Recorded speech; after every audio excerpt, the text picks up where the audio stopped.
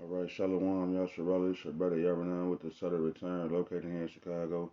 And I want to start out by giving all praise. It's called Halal Yumla Yahweh, Bahashem, Yahweh Shai, Bahashem, Rechak Wadash. Double honors to the apostles and elders, a great millstone. Shalom to the Akim scattered throughout the four corners, preaching his word in truth and sincerity with discretion and discernment. And last but not least, Shalom to the Akim and a few Akwath and the children who might be tuning in too though. So yeah, I just wanted to touch on salvation and deliverance, man. We're going to be delivered. We're going to be redeemed. We're going to be saved, man. Nobody's saved yet, man, because you know you got Christianity, Catholicism. They stake their claim on salvation already. You know, they go to church and they be like, I'm tired of smoking rocks and I want to give my life to Jesus. Jose Cuervo. You traded in rocks for Jose Cuervo. So they go down the aisle, the pastor put the oil on them and they quote the prayer, you know, Father God, in the name of Jose Cuervo, please save me.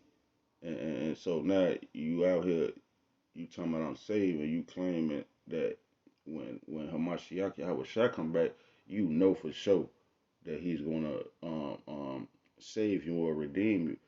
But see, first and foremost, you can't be redeemed if you wasn't already belonging to someone. This is the gospel of reconciliation. You can't reconcile differences if you never had a misunderstanding. So we was the Most High's child, his chosen people, his woman, and we had a misunderstanding. We broke we broke the covenant. It wasn't no misunderstanding. We broke the covenant. So he divorced the southern kingdom and he divorced the northern kingdom first, and ultimately all of Israel. He divorced the southern kingdom too, though. You know, in 70 A.D. the Romans destroyed our homeland, so we just out here. We a bop. The nation of Israel has just been a bop, a thought, just getting passed around from nation to nation. All right, but now in these last days, the Most High, He bringing us back. You know, He's waking up that remnant, and we hoping for salvation, man. The Israelites, you have to know that you're an Israelite in order to be saved, man. You can't just think you're gonna. It ain't gonna be no niggas getting beamed up in a chariot and be wondering what the hell is going on. What's going on? Why am I floating? No, see, we understand all things, 100% truth pertaining to salvation. These other people, wacky techie, they don't know what's going on. So yeah, Luke 1 and 67 on down to tell you that Yahweh Shah was born as a horn of salvation to redeem Israel and grant to us the mercies promised to our forefathers. All right, that we might serve the Most High without fear, and that we might be saved and delivered from the hands of our enemies and all those that hate us, roughly paraphrasing. So you know, Hashatan, Satan, that's the adversary, that's the enemy. But you see, you got a group of people that Satan is working through, man. This is the book of Esther, chapter 7, and verse 6. It say, and Esther said, the adversary, an enemy, this wicked Haman. Yeah, Haman was an Edomite. Okay, Haman was an Edomite. And she called that man Satan. She said that the adversary, because she was speaking in Hebrew. So this adversary, this Hashatan, this Edomite Haman, he's the enemy, he's the wicked man. All right, it say, and Esther said, the adversary and enemy is this wicked Haman. Then Haman was afraid before the king and the queen. So yeah, that adversary Haman the Edomite is the same adversary right here in Lamentations chapter 1 and verse 10. It say, the adversary have spread out his hand upon all her pleasant things, for she have not seen that the heathen entered into her sanctuary, whom thou didst command that they should not enter into thy congregation. Yeah, see, it was commanded that no heathen could enter into the congregation of the Lord. So, what is they talking about here in the future, in this present evil world we living in? They say anybody could come. Christianity, Catholicism, you walk down that aisle, do that altar call, and they pray over you. But the scriptures say it's been commanded of old that no heathen could enter into the sanctuary, especially Edomite, man. It say, the adversary have spread out his hand upon all her pleasant things, for she have seen that the heathen entered into her sanctuary, whom thou didst command that they should not enter into thy congregation. Yeah, move around. First Ezra chapter 4 and 43. Now, Shalaka, let me jump back. This is the book of Lamentation. So I believe Baruch or Barak was writing this, for Jeremiah. He was Jeremiah's scribe. We know that the book of Lamentation was written, written during the Babylonian captivity, where Jeremiah the prophet was lamenting and mourning for the devastation of Jerusalem, his people. Okay, so the Babylonians came and took down Jerusalem. But who was right there with them to go in the temple and take all our pleasant things, the Most High's pleasant things? First Ezra chapter 4 and verse 43. Then said he unto the king, remember thy vow, which thou hast vowed to build Jerusalem in the day when thou camest to thy king. It say, and to send away all the vessels that were taken away out of Jerusalem, which Cyrus set apart when he vowed to destroy Babylon and send them again thither.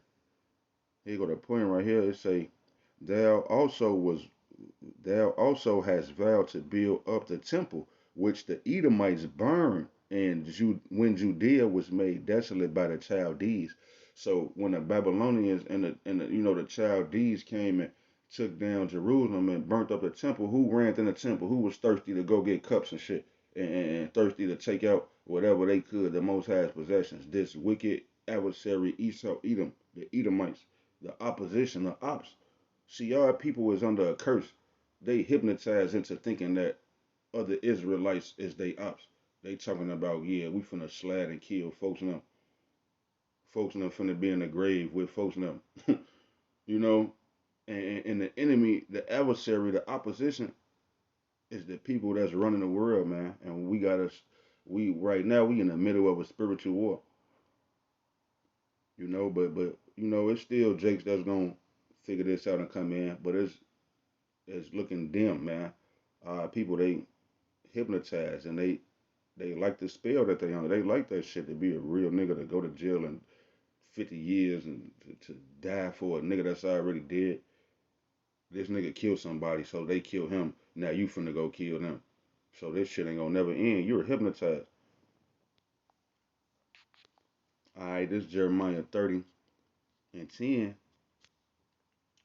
It say, therefore fear thou not, O my servant Jacob, saith the Lord Yahweh, neither be dismayed, O Israel, for lo, I will save thee from afar. See, he says, I will save thee from afar.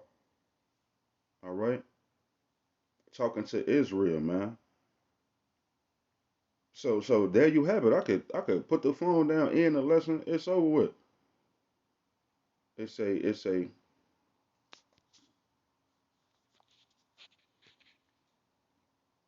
O Israel, for lo, I will save thee from afar, in thy seed, yeah, genealogy. Your genetic makeup, the sperm that you come from. Okay, it say, "O Israel, for lo, I will save thee from afar, and thy seed from the land of their captivity." Didn't them niggas bring us over here on boats in 1619? They never took us back. They never gave a nigga a chicken and a mule and a 40 acres. We just over here stuck in the land of our captivity with birth certificates and social security cards, subject to payments, traffic tickets, police pull you over, beat the shit out you, hang you, kill you. We stuck here in the land of our captivity, man. But it says, and thy seed from the land of their captivity. He's going to save us, man, from the land of our captivity. America, Babylon the Great. It say, and Jacob shall return and shall be in rest and be quiet, and none shall make him afraid. So who is them niggas over there in Israel today talking about they in the promised land? The Arabs dropping bombs and blowing their shit up every other day. Talking about death to America and Israel. So it say Israel gonna be at rest. So somebody lying. And then you got the Christian community. They cashing them people out, sending them 50, 1,000, $500, $2,000, and these niggas on 99.9% of the world's money. And you sending these niggas the money, the 1% that they left you to struggle with, you sending it to them. You a goofy. Alright? So another precept, man, Jeremiah 23:7, it say, therefore, behold, the days come, saith the Lord Yahweh, that they shall no more say, the Lord Yahweh liveth, which brought up the children of Israel out of the land of Egypt. Because that's what we talk about to this day. We talk about that to this day. That was like, I don't know for sure, 3,500 years ago, 3,000. No, that's about 4,000 years ago, roughly. All right, so yeah, Moses delivered the children of Israel out of the land of Egypt, but the scripture, the prophecy says, the days come, saith Yahweh, that they shall no more say, the Lord Yahweh liveth, which brought up the children of Israel out of the land of Egypt. But the Lord Yahweh liveth, which brought up and led in Salakia. But the Lord Yahweh liveth, which brought up and which led the seed of the house of Israel out of the north country. What north country? Is the Bible talking about? The scriptures say we were scattered into all nations. So why is it talking about delivering us out of the north country? Because the northern kingdom and the southern kingdom are oppressed here together, man. All right. This is where we at, man. Babylon, the great America. So it say, um, but the Lord liveth, which brought up which brought up and which led the seed of the house of Israel out of the north country and from all countries whither I had driven them, and they shall dwell in their own land. So yeah, he's going to get us from the north country, man, North America, and all of the other countries where we dwell. See, right now, that's why it's very important to do this work, because we in the middle, we in the end of the movie. The movie finna end, and we right here at the climax, man. This is where the final scene takes place, where Yahweh Shai gonna crack that sky on them chariots, and he's gonna burn this place with those thermonuclear missiles and the fire from those chariots, man. He's gonna burn this place, man. This is where that beast of destruction is gonna sweep. All right. Jeremiah 15:20, and I will make thee unto this people a fence brazen wall, and they shall fight against thee, but they shall not prevail against thee, for I am with thee to save thee and to deliver thee, saith the Lord Yahweh. So yeah, the dragon is going to make war with the remnant of the seed of the woman, who, and that woman is Israel, the seed of the woman who keeps the commandments. That's what we do. We keep the commandments, and we got the testimony of Yahweh Shai, which is the spirit of prophecy. So he's gonna fight against us, but they shall not prevail against thee, for I am with thee to save thee, and to deliver thee, saith the Lord Yahweh. And I will deliver thee out of the hand of the wicked, and I will redeem thee out of the hand of the terrible. Who is this terrible, wicked motherfucker that the Bible talking about? The so-called white man. All right. The Most High say he's going to deliver us out of the hand of the wicked. Let me just get it right fast, man. Just in case we got somebody watching for the first time, watching and listening. This is the book of Malachi, chapter 1, and verse 4. It says, whereas Edom, yeah, the Edomites, whereas Edom saith, we are impoverished, but we will return and build the desolate places. Yeah, because they built up America. They came out of them caves, built up America, you know what I'm saying, built up this new world order. It say, but we will return and build the desolate places. Thus saith the Lord of hosts, they shall build, but I will throw down. Yeah, the Lord of hosts. That word host mean armies. The Lord of armies. He say he gonna throw down with y'all. When he get up with y'all, he gonna throw down. That's black people terminology. So-called black people talk like that, man. We finna, you know how you at the family barbecue, Thanksgiving or something, and they like, yeah, Pookie and Ray Ray, they back there throwing down. That's so-called black people. So the Most High say he gonna throw. I'm gonna read it again. It say, thus saith the Lord Yahweh of hosts, they shall build, but I will throw down. And they shall call them, what we gonna call these people, Edom, man? The border of wickedness. And what else we gonna call them? And the people against whom the Lord have indignation forever. So that's what we call these people, man. The opposition, the wicked, the adversary, man. The people who the Lord has righteous anger against forever. Yeah, you know how that's what indignation means. Like you take your child to the daycare center and you go to work and you come back, you pick your child up, he got black eyes and bloody noses and scratches and scars. You're going to be filled with righteous anger, indignation. You're going to be ready to throw down with them people. So that's how the Most High feel about Esau, Edom, man. This nigga done put us in slavery, had his foot on our neck, and let's just exclude what he did to us. What about what he did to the Most High, man? He painted the Most High as a leper. You know, he changed the doctrine, man. He took it and changed it. And Salakia, I digress. I take that back. We can't forget about what he did to us, because that's the whole point of why he going finna go through what he go through, man. This Obadiah 1 and 10, it say, for thy violence against thy brother Jacob. Yeah, because that's our twin brother. The so-called white man, he's our twin brother. He's just the opposite, man. We the strongest people, they the weakest people. We the prettiest people, but no, I ain't gonna say that, cause I saw some ugly Hamites. But you know, um, Esau age is bad. That's what I really meant to say. You know how they say so-called black don't crack, and you look at an Edomite person, she could be 14, high as look 36. So that's our twin brother, man. Say, for thy violence against thy brother Jacob, shame shall cover thee, and thou shalt be cut off forever. In the day that thou stoodest on the other side, and the day that the strangers carried away captive his forces, and foreigners entered into his gates, and cast lots upon Jerusalem, even thou was as one of them. And I just read that um, in First Esdras 4 and 43 through 45.